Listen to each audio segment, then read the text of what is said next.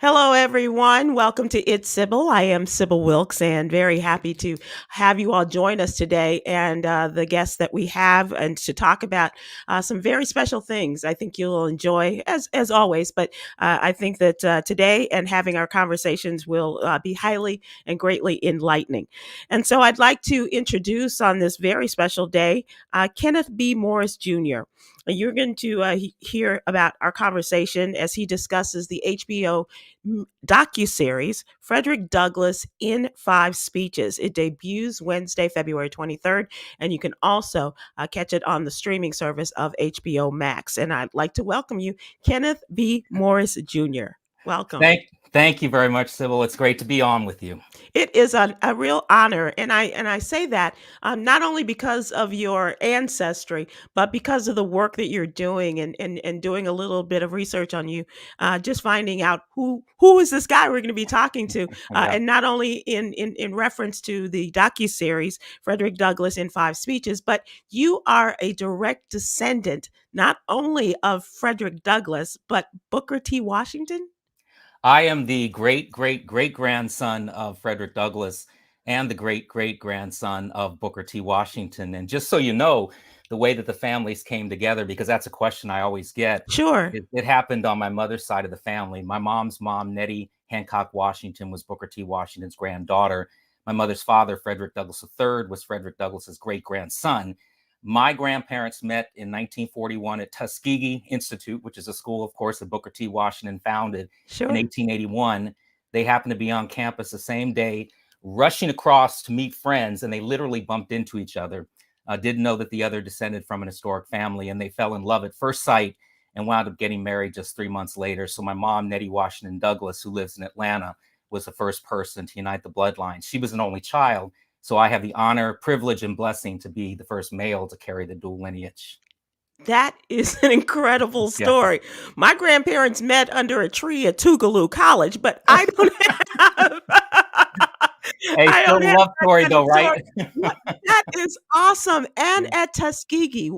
Have you ever considered making a movie out of that? I'm working on a book right now, so it will definitely be in the book, and who knows what will happen after that. But it certainly was quite a love story, and perhaps there was a plan in place to bring the families together because Frederick Douglass and Booker T. Washington were friends. Frederick Douglass spoke at a commencement address, gave a commencement address down at Tuskegee, and the last known letter that Frederick Douglass wrote, he wrote the day before he died, and it was to Booker T. Washington offering his support and advice for Tuskegee. And little did they know that they would become relatives after they passed away. Wow. Before we get too much further down the road, I do want to talk about this docu-series. Tell us about Frederick Douglass in 5 Speeches. Now we know, and I'm holding up two hands, in 5 speeches, but we do know of the speeches of Frederick Douglass, and many of us were called upon in our time to memorize and to speak on him. But this is an interesting take on Frederick Douglass, is it not? The film traces the life of Douglass and the history of 19th century America through five of his legendary speeches, which are performed by five of the most talented Black actors working today. The documentary was inspired by David Blight's Pulitzer Prize winning biography, Frederick Douglass, Prophet of Freedom. It's executive produced by scholar Henry Louis Gates Jr. And really, what we're doing is bringing to life the words of Frederick Douglass, the country's most famous anti-slavery activist. Now, we don't know what his voice sounded like because there are no recordings of him. Mm. And so it's just really exciting for me to be able to hear these great actors read his words. Some of the actors who are going to be performing, not just men. Right. In fact, the third speech that you'll hear is Frederick Douglass's probably most important speech, in my opinion. What to the Slave is the 4th of July. Right. And that is performed by Nicole Beharie. And I had an opportunity to watch a preview of the documentary and to hear a woman read those words. It was just very impactful and powerful. And of course, we know that he gave that speech in 1852 Right. in Rochester at Corinthian Hall. He was invited by the Rochester Anti-Lady Slavery Society to speak about Independence Day. and Mhm. he wanted nothing to do with Independence Day. And he said, what to the slave is your 4th of July? Do you Right. mean to mock me by inviting me to speak today?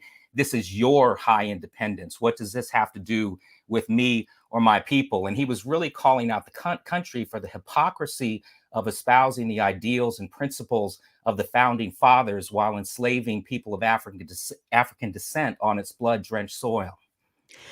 I'm excited about the whole possibility. I'm wondering what role will you play in the docuseries? I am a talking head, and of course, Okay. being a direct descendant of Frederick Douglass, I am not an actor, so I won't be reading any of the speeches. But I'll be providing some context about his life. We know the story that he was born into slavery with the name Frederick Augustus Washington Bailey. He would teach himself to read over the objections of his overseers. He would escape slavery at the age of 20, become an anti-slavery activist and advisor to President Lincoln. He would go on to be the first African-American nominated for vice president of the United States, first African-American U.S. Marshal, first African-American Yes. ambassador and consul general to Haiti, and first African-American recorder of deeds in the District of Columbia, and the first African-American to have a statue dedicated in his honor. And the list goes on and on and on. So I'll be providing context. What a fascinating story in history, and I'm wondering, we've had movies made about or docuseries and things about famous African Americans. Has there been a really in depth and a story told about Frederick Douglass that your family approves of, or some sort of script or something, a treatment, if you will, Yeah. to continue this? I'm really happy that you asked that question. Now, I've seen a lot of treatments over the years, and there has never been a biopic or feature film of Frederick Douglass. And I am proud to say that I've been working on a project that we'll be announcing in the next 3 months. And we've got an outstanding cast. We haven't announced it publicly yet. So I hope you'll have me back on, and you'll be the first to be able to talk about it. I hope so. I'm absolutely fascinated by this man, and your lineage is fascinating to me as well. So on the other side, you got to do one about Booker T. Washington, right? Oh, that's right. Because my Washington cousins are looking at me crazy right now, thinking, okay, you're spending all this time on Frederick Douglass. But yes, Booker T. Washington's story, his life and legacy, and what he meant to education for our people is a story that people need to hear about, and I know will be inspired by. Now, the your family history is in you in such a way that your purpose, it seems, is the fight against human trafficking and slavery. Yeah, I spent most of my life really running away from this legacy for a lot of reasons. I had seen what the pressure had done to those that came before me, and I was probably about 5 or 6 when I started to notice that my ancestors were on statues, and they were, What a concept! I don't. That's just very funny to me. We yeah, might have a well, couple of photos in our homes, but you have yeah, well, not only were they on statues, they were on money and postage stamps, and schools were right. named for them, bridges, libraries, and everywhere I turned, I could really feel like I was in this long, vast shadow of two of this country's most influential heroes. And it wasn't until 2005 when I read a National Geographic magazine cover story, and the headline was 21st Century Slaves, and it was about human trafficking and modern day slavery still existing and existing all over the world, including here in the United States. And there was one evening when I was in my dining room, and I was reading an article about a 12-year-old girl who was forced to be a sex slave in the brothels of Southeast Asia. And my daughters, I have two daughters at the time, they were 12 and 9.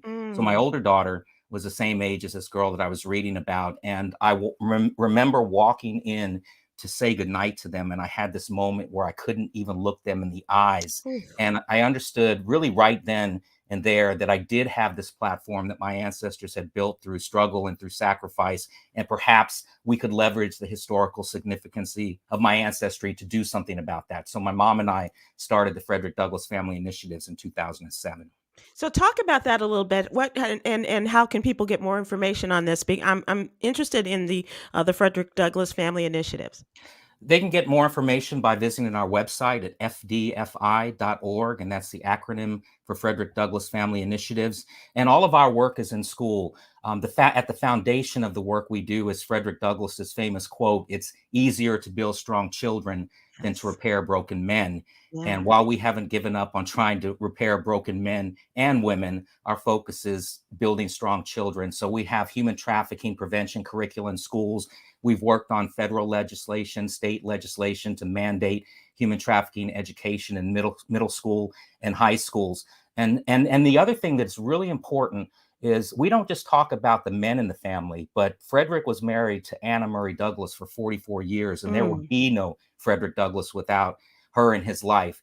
And so we spend a lot of time talking about the women in the families too, because it was really a radical freedom fighting collective that was there to support both men.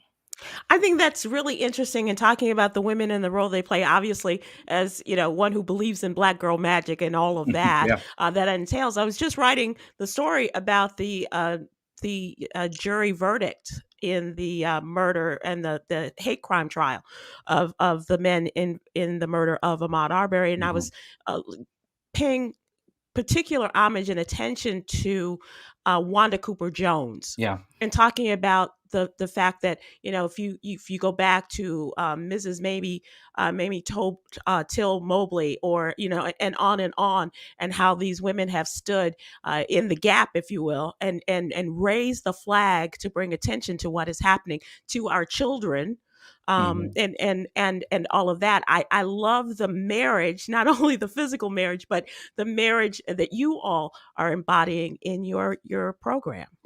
Well, Sybil, when you would look at the life of Frederick Douglass, his story really has been told by white male scholars. And Hmm. that's through a lens that has pushed Anna aside.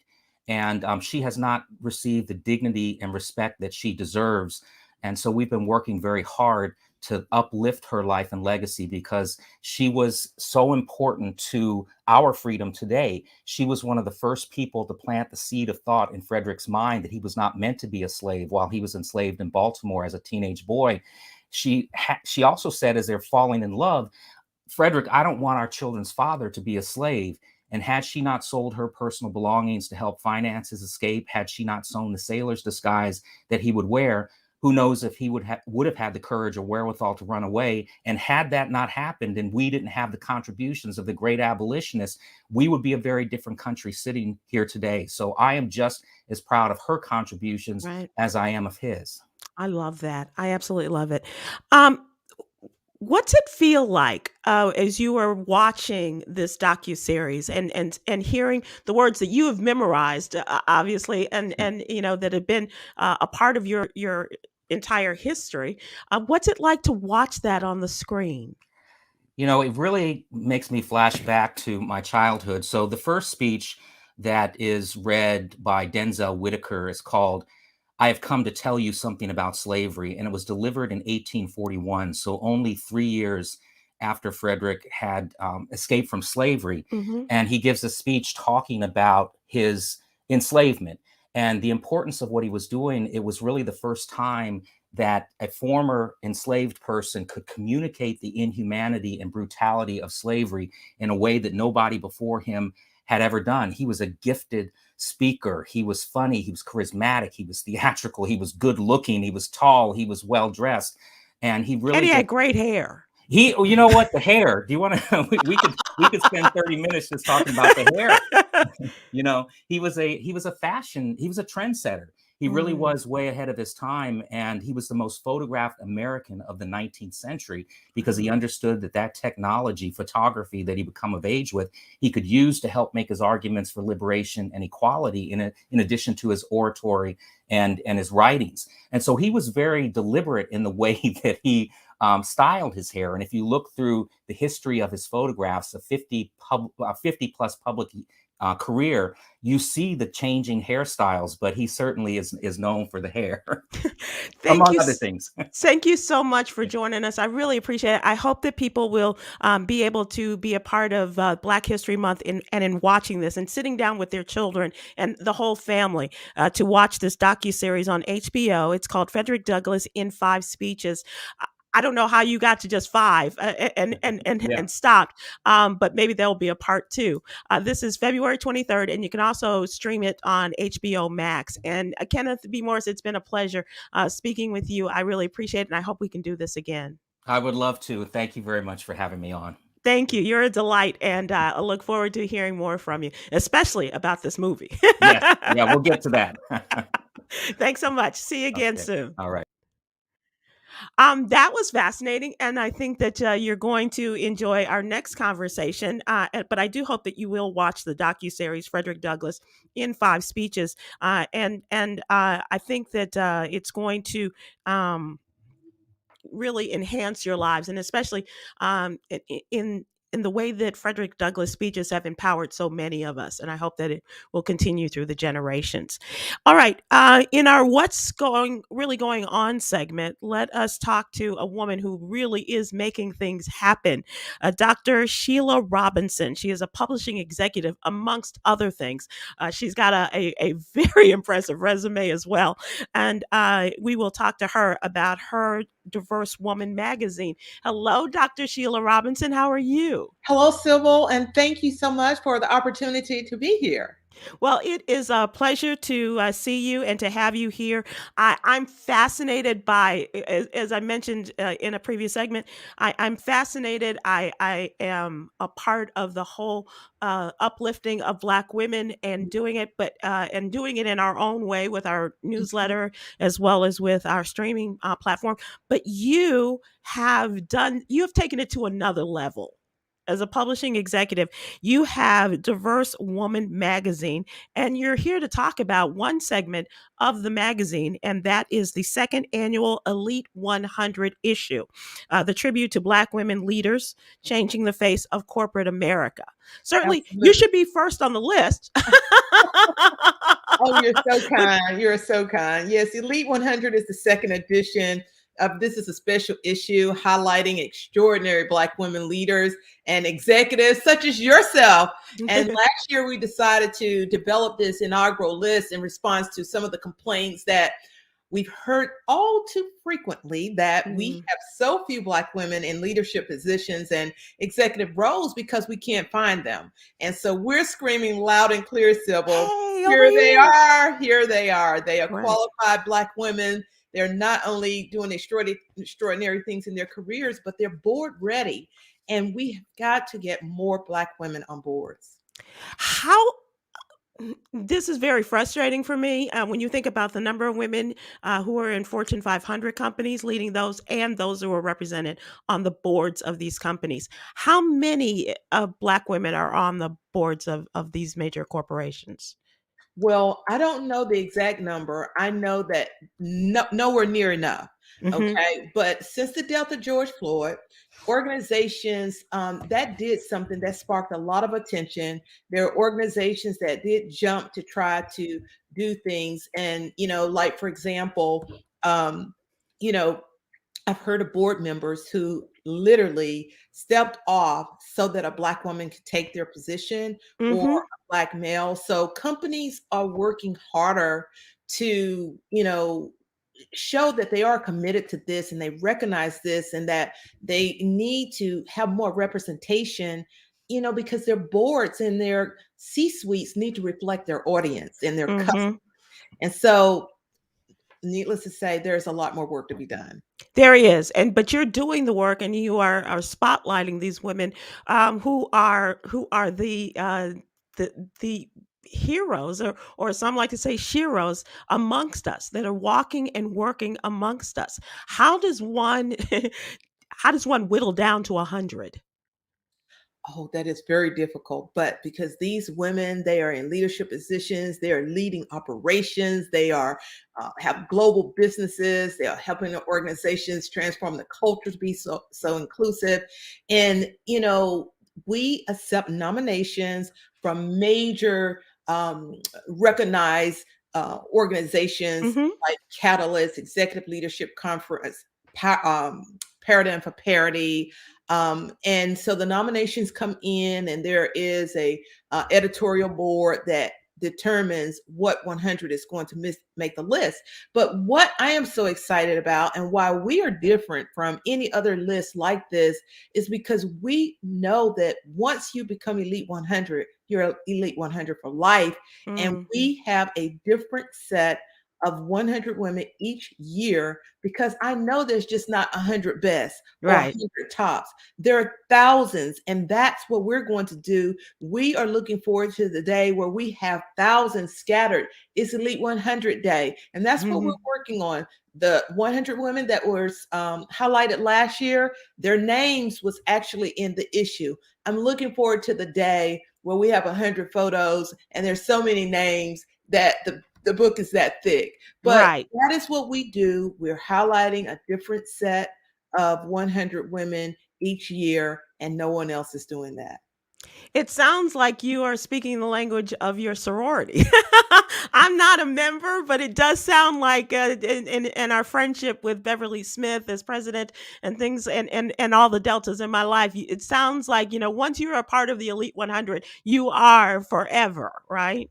And that's right, because if you think about it, sororities, they do service work. They are committed to making a difference in their community. And that's what Elite 100 is doing. What they're doing, they're role models to that future pipeline of Black women leaders coming out of college. They need to be able to see that I can be an executive. I don't have to work 30 years to make the money that I should be making when I walk in the door in 5 and 10 years, that the C-suite is reachable. And that is why these women are so phenomenal. And this initiative is so close to my heart, because I believe that through showing that this type of representation is working, that we can move closer to closing that horrendous leadership gap for Black women who are at the bottom of the entry level all the way to the C-suite. Black women are at the bottom, under Latino women, under Asian women, under white women, under Black men,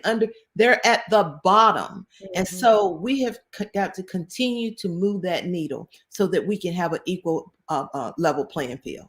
Absolutely, absolutely. You have a very extensive and impressive resume, if I may say, Dr. Sheila Robinson. Not only are you the publisher of the Diverse Woman magazine, but you are an author, and you have you've been educated across the country, if not the world, and all of the things that you add to your title. How did you get to this place? Well, it's interesting that you ask that question, because one normally goes after their passion. They go after, wanting to be your very best personally and professional that you can be. And things just, one thing just happens and you find yourself here. It's funny how you hear somebody read your bio. And I often tell women, that's not so I win. It's so that I don't lose. And as a Black woman, that's what we have to do. And some people might say, well, doesn't that mean the same thing?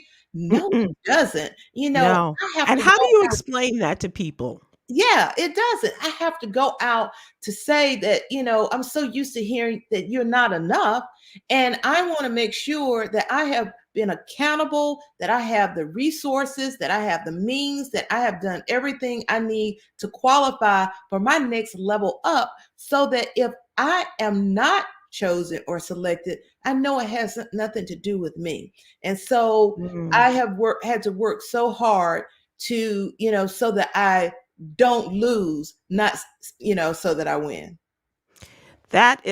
What was the moment for you as you were doing all these things, as you were writing books, as you were studying at Penn and Stanford and, all these other places that you've gone and where you have succeeded and exceeded? What was the moment where you decided this is the magazine business? I'm going to get into publishing, and especially at a time when publishing is so difficult. I know. And it's so funny that I have role models too. My role models, my mother, who is my BFF, by the way, it's her birthday today. Happy birthday. Happy birthday. Yes. And she is one of my greatest role models. But Dr. Janetta Cole is my godmother. I also, being from the Carolinas, I had the opportunity to feature Dr. Maya Angelou on the cover of my magazine and sit at her coffee table and have Mhm. coffee with her. Has had the opportunity to be under the wing of Dr. Julianne Malvo when she was at Bennett College for Women, and actually witnessed Dorothy Height, Mm. legends. And Wow. so they inspired me. They made me to want to make a difference in my daughter and the daughters of tomorrow. And so it's just been a journey full of passion and purpose. But I'll tell you, the driving force for me is when I thought of an idea, and it's something that I was passionate about, because I was really passionate about helping women advance in their career, helping Mhm. them overcome, turn adversity into opportunity, saying, no, we don't have to fight. This is how you win. And Mhm. that's what I wanted to do. But I've always had a love affair with magazines. And I looked around and I thought, there's not a business magazine for a woman like me. And when I had the idea and I started sharing it with people, and people of importance, like the Dr. Coles of the world and my mother and my pastor, and to hear them say, "Oh, this is a great idea. You should go after that." And I was still, Right. but it was one day I was thinking, you need to get rid of the two words, what if. Mm. Imagine a decade from now, are lying in your deathbed asking yourself, what if you would have went after that idea you had? What if? Or what if? So the success for me was I got rid of the what if, because that fear of having to ask myself that was much more frightening than Mhm. actually starting it. Because there was once you start an initiative or go after a passion or explore a dream or vision, there is no failure. I mean, look at Mhm. Walt Disney Right. World. And I'll tell Yeah. you, 17 years later, I've been in business 17 years. Wow. I looked for a job literally probably 10 of those 17 years, because, like you said, the industry was dying. And I was like, okay, this is not going to work. I better have a backup plan. And that's Mhm. what I call it, Mhm. a backup plan. But the reason I think my business continues to exist is because I listen to my customers. I serve a purpose.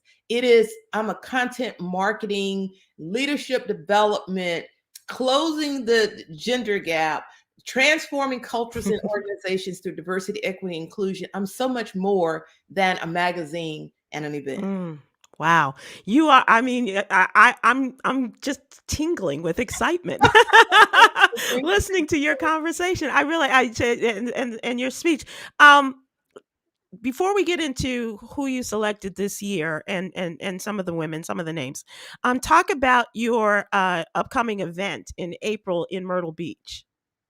Well, as I said, I've been listening to my customers and listening to them and the challenges they have. And that's what I love to do, help them overcome it. And self-care is a big issue. Yeah. Self-care is not selfish. Self-care is not a size. I'm trying to get that out of women's heads, that it's not a size. And it's not something that we do for reward. It's a requirement.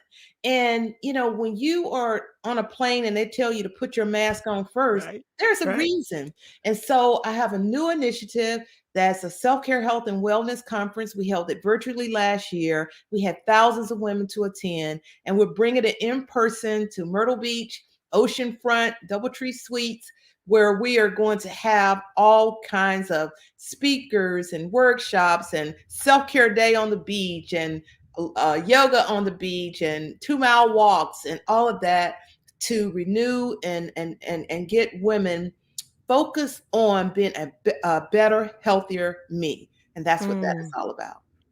Wow. And whereof you speak, you are the author of several books, and one of the books that you discussed with us before we started was about refining your diet, Yeah, redefining your life redefining. diet. And so the diet is an acronym for what you drink, what you intake, meaning what you eat, and enjoy being active. Exercise is an ugly word. We don't want to say exercise.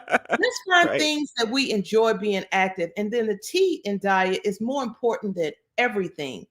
It is your thinking and your thought Mhm. process, and how you know that you are finding a compelling reason to be a healthier, better me. And the reason why I say redefining your life, DIET, is because for me personally, I've lost weight for a cruise, for a wedding, for a family reunion. but I've not lost weight or tried to focus on being a healthier, better me for my life. And that was the difference. And when people started asking me after they saw that I started looking like a healthier, better me, I had more energy, I started feeling better. The brain fog really is really true. It's real. It's real. You don't have the brain fog. And, again, just like in Diversity Woman magazine, where I want to show them how to be a better leader, I did the same thing with the book. I wanted to be able to show people, if I did it, let me tell you, if I did it, anybody can do it. And that is how Redefining Your Life, DIET, came about. Wow. That and the other book or it's Lead by Example. It's about leadership, how to be a successful leader in corporate America and entrepreneurship. And then after I went back to school, because I believe in practicing what you preach. I wanted to be a better leader for my readers and followers. And I went back and received my doctorate in a Chief Learning Officer, Doctor of Education, to help develop women better. And that book is called Your Toolkit for Success, the Professional Woman's Guide to Advance into the C-Suite. Everything you need to know to get there. She is every woman. Dr. Sheila Robinson. Let's talk about the magazine, Diversity Woman magazine, and the Elite 100 that you selected this year to honor. Mm-hmm. And so I was so honored and thrilled that one thing that we do with Elite 100, we just don't go grab names. My team is amazing. Let me credit them. You're only as good as the team that is leading you. I'm not leading them. They're leading me, and they're amazing. And we believe that it's important to get the approval and the okay and the acceptance. So every Elite 100 from last year and this year were contacted and said, do you accept this honor? And they said yes. And so I'm extremely excited that we have two more powerful media women, the CEO of Essence, Caroline Wanga, and the CEO of Ebony Jet, Michelle Gee. They both accepted it. We had the young lady that wrote the book, Dana, I'm going blank. I'm sorry. A journal from Jordan. Yes. Last year we had the Sunda Brown Duggett, who is one of only two Black women corporate CEOs. And this year we didn't have the other one, of course, is Rosalind Brewer, the CEO of Walgreens, which is unbelievable that there are only two Black women corporate CEOs. However, we did have more CEOs. We had CEOs of nonprofit companies. And so this year my team was able to feature, I think it was like 9 CEOs, many chief marketing officers, chief diversity officers,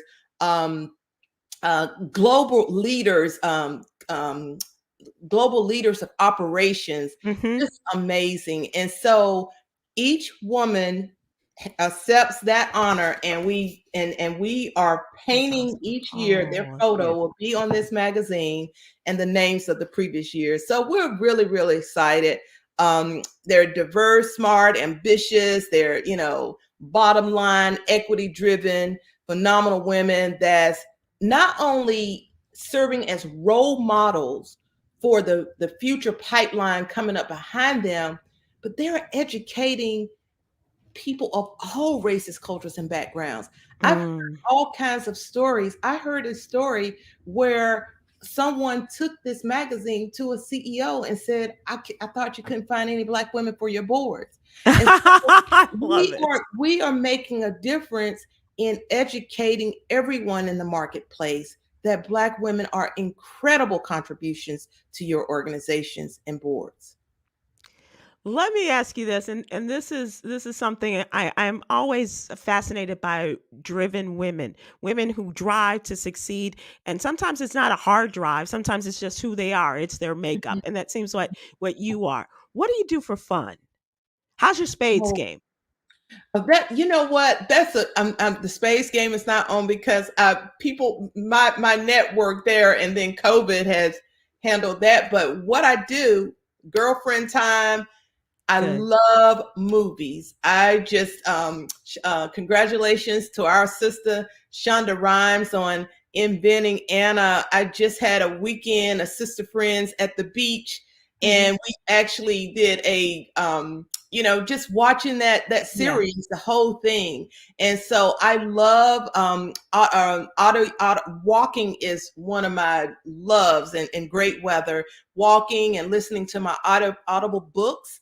And they're normally something on being a healthier, better me, Hmm. I walk in and doing that. But I love motion picture I do arts too. and television arts, and that is where I get my entertainment. But when we're ready to get back out there, I love to travel, cruise, the cruises. I Yes, love, I just love having fun. And I will be so grateful when we're able to get back out and fellowship with one another, ma'am. fascinating with meeting people of all races, cultures, and backgrounds. And that is my love. The life that I've been blessed with thus far, it's been phenomenal. As we wrap up, how can people get the magazine? How can they see who are the Elite 100 for this year, and perhaps make their recommendations of for next year for Diversity Woman magazine? Absolutely. Go to diversitywoman.com, and you'll see at the top, you can click on the link and read the magazine virtually, or you can subscribe to it, order copies, or you can visit your local Barnes and Nobles. We're in Barnes and Nobles all over the country. We sell out pretty quickly, but if you do catch it at the beginning of the month, you probably can get it, or order off the website. If you want to nominate an extraordinary Black woman executive, email elite100 at diversitywoman.com. That's great. You are a delight. I wish you a lot of luck with your self care and health and wellness event the weekend on April 29th in Myrtle Beach, and that's right up our alley. That's Yolanda that you met, my executive producer and my business partner. We have a yoga studio, and Oh, that's the come thing on that I down. miss. I miss the sisterhood and all of that. Being in the yoga studio and doing events like that. So I look forward to finding out more about it. And I look forward to talking to you again very soon. Dr. Thank Sheila you. Robinson, Thank thank you. And you. congratulations on your work. I am a huge fan. Oh, bless your Have heart. been following you, since you've been in the industry as well. So you keep the great work up as well. Thank you. And happy birthday once again to your mama. Thank you.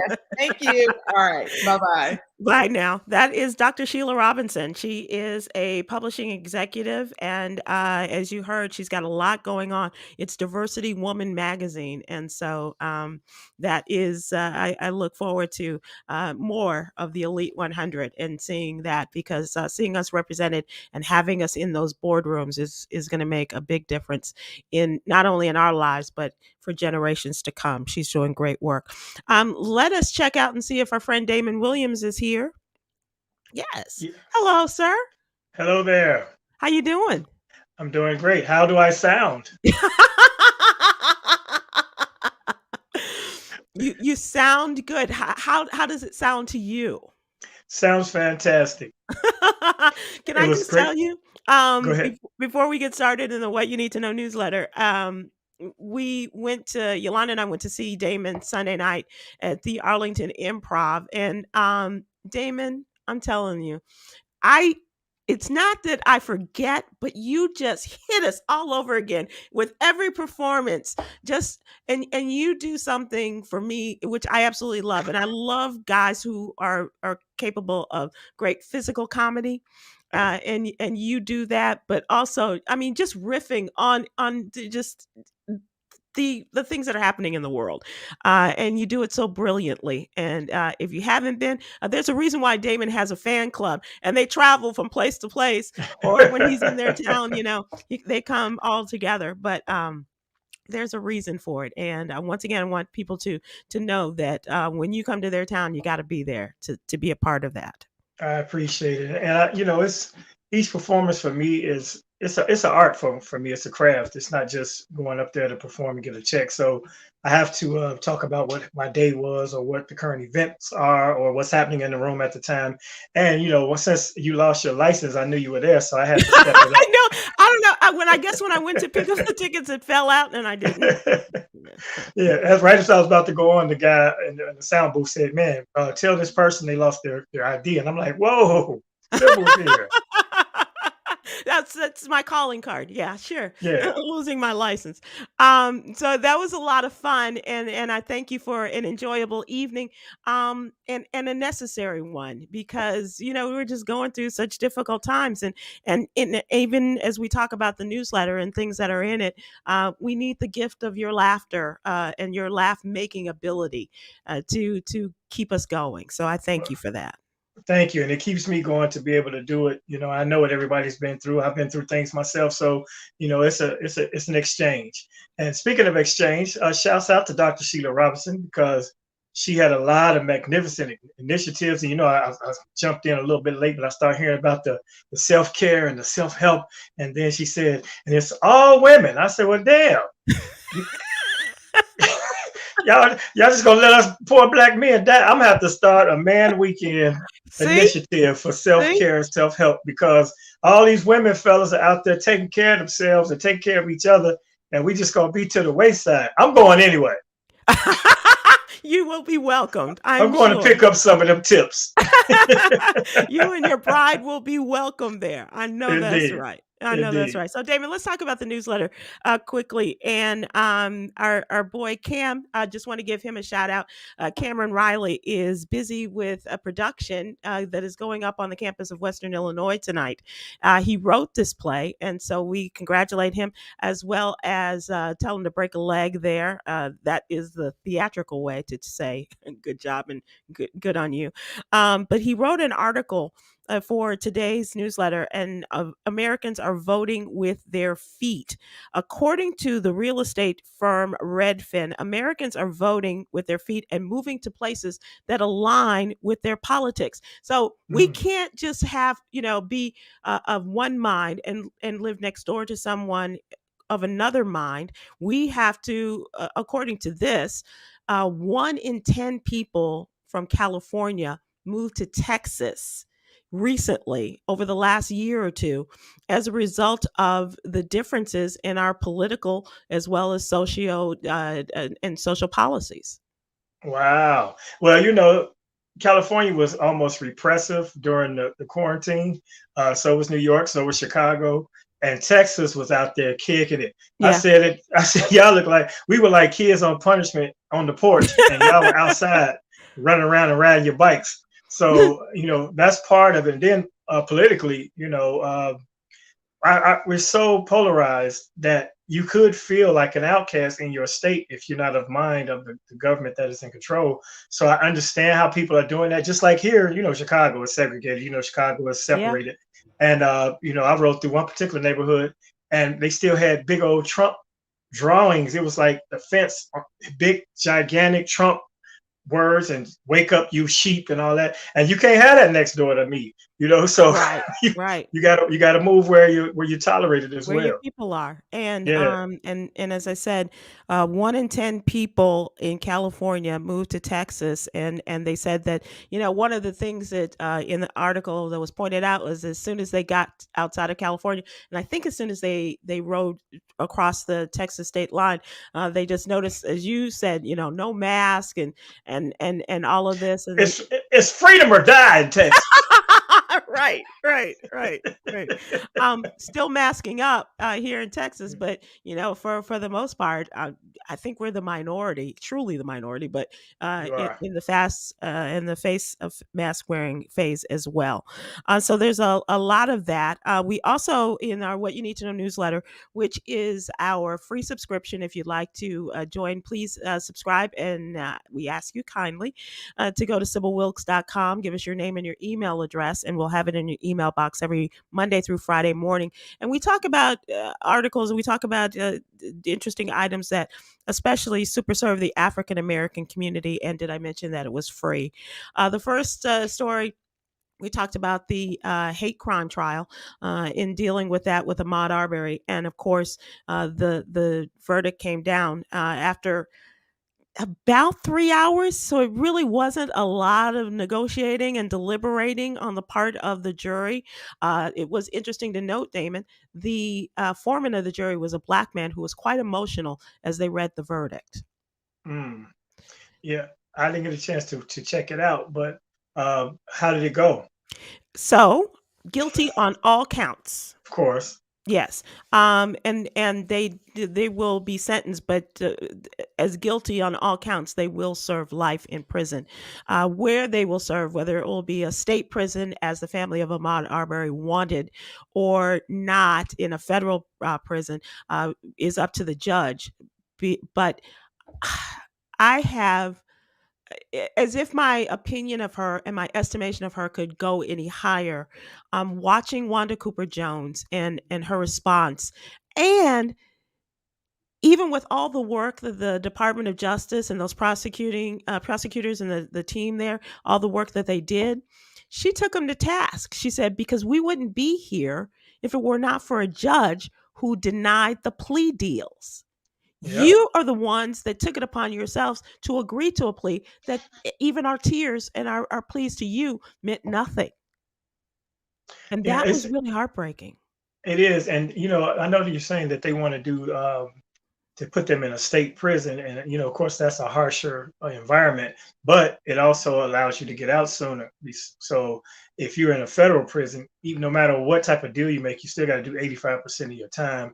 So, it's apples and oranges, but, they might want to think about that. I guess the harsher stay versus the shorter stay. Right. Because, But when you're talking about, life sentences, then, it's yeah, but still stuff happens. For Life sure. makes the headline, and then 10 years down the road, backdoor deals, and you're out. Yeah. So Yeah. I guess if you have to do 85% of life, you're gonna be in there for a while. Well, and certainly one of them's going to be there. Right. But it was just really interesting. So, God bless them. On the eve of the 2-year anniversary of the murder of Ahmaud Arbery is Yep. when the verdict came down, and the timing is just very interesting. On that day, the state of Georgia observed the Ahmaud Arbery Day throughout the entire state, and I hope that that Wanda Cooper Jones can get some sort of relief from this, and knowing that her son will rest with the knowledge that this woman did all she could, and she may not feel as though it's justice because she does not have her child, but the justice for those who come along in the future will certainly be able to enjoy that justice because of the work that family has done.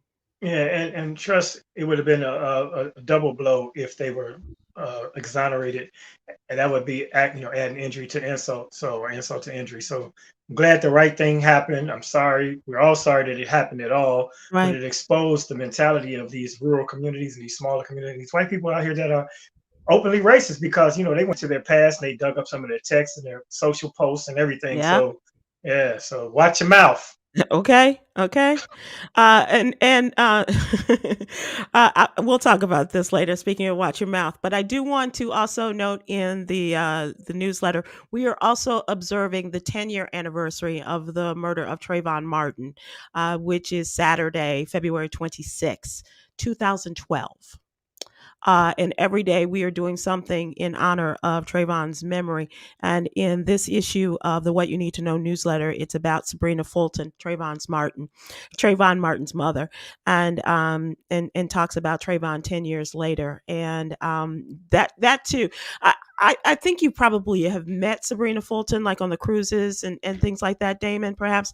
But she too is a remarkable woman, and what she and Trayvon's father, Tracy Morgan, have done, Tracy Martin rather, it is a testament to their fortitude, their strength, in what they have done in the 10 years since the murder of their son. It's unimaginable the courage and strength and fortitude you have to muster after losing your child in such a senseless way on top of it. And those people they've taken up the challenge and they've done the right thing. It's also crazy that George Zimmerman, not only nobody ain't caught up with him, but he ain't even get COVID. You would think of all the people that we lost to COVID, Zimmerman's ass should have been somewhere coughing and wheezing. Damon, and here's the crazy part. Just this month, a judge denied his lawsuit of $100 million. 10 years after he murdered Trayvon Martin, he had the nerve to file a lawsuit against his family, against a number of other people, including attorney Ben Crump, for $100 million for defamation. Yeah. And the judge said, get out of here with that. Man. It's crazy. Yep. It's crazy. I can't say it because something might happen. Then it's Right. like, well, Damon just said somebody should shoot him in the face. Nope. Not gonna get into that. I didn't say it. No. We're not gonna let you have that. Nope. Let's move to entertainment, and I am so excited for our girl Sherri Shepherd. Yes. Sherri Shepherd and our friend John Murray are going to be helming the Sherri Show. I don't know if it's going to be called the Sherri Show. I think it should be. But it was announced that, and with great respect to Wendy Williams, who was a trailblazer and did her thing on the show for many years, dealing with her health issues for a while now. The distributor for her show has announced that the show will end this spring, and that Sherri Shepherd, who became the permanent guest host, is going to have her own show starting in the fall. They are saying that Sherri and John will be the executive producers of the show, along with others. And I just, it's like we all just got a show. Yeah. It feels like family. Yeah, exactly. And I told Sherri, her the second time she guest host, I said, listen, I do hot topics on a daily basis with Sam Silk on the radio and with Sybil.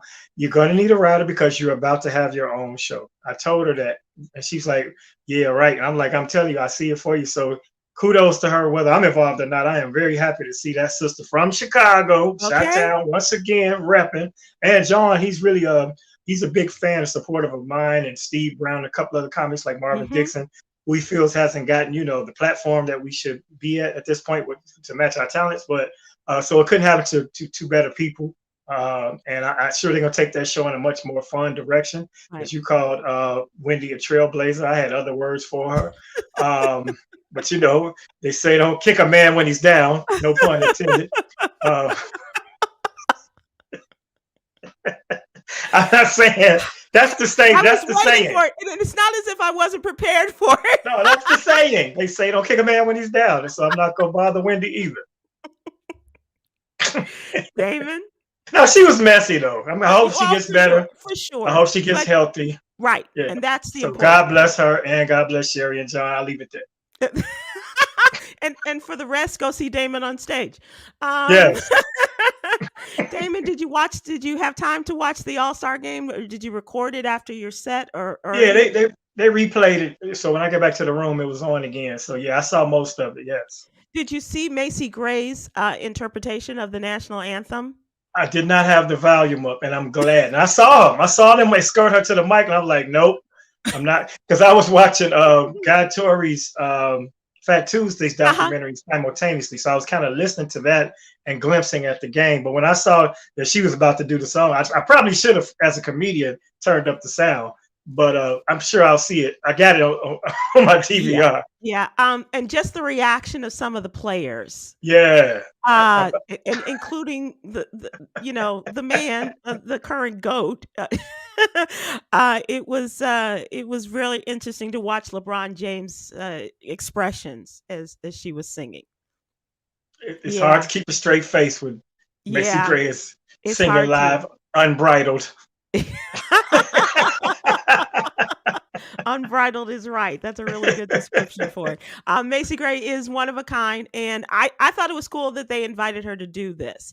And I thought it perhaps brave, Yeah. for her to perform. But she's a performer, and it may not have been to everyone's taste. I was very excited about the national anthem during the Super Bowl, and I'm glad that we're being represented. Yes, and it was Black History Month, and she's a Black woman, so kudos to her. But whoever made that decision, they on some bullshit because they knew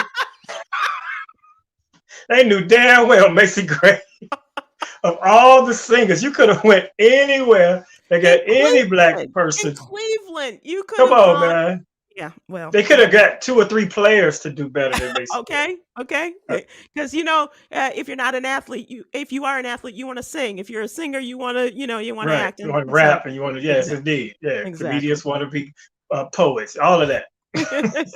Right. And Macy she would have been better off hooping. She should have been in the dunk contest. She probably could have did better than the contestants. That's funny. You are, Damon, I love you to death. Let's talk about Yogi's Jewels for the day, the daily inspiration. You can control your feelings and emotions. Breathe. That's it. Good Yep. breathing. That'll take you a long way, my friend. We Indeed. lost our breath watching Damon Williams the other night on stage, and I thank you for all that you bring to us every week, Damon, and as you do on stage every week as well. We appreciate you. You know it's done strictly and purely from love of you, my dear, and your whole team. Okay. Yogi, Yogi, I love you, don't know, but she gave me one of my best opportunities back in the day. We'll talk about it sometime later. We'll always have time to talk. And Damon, thanks, and the best to Juanita. Indeed, she's doing well. Great. All right, everybody. Thank you so much, Damon. Deuces or aloha. Take care. Aloha. Bye. Bye. Love you.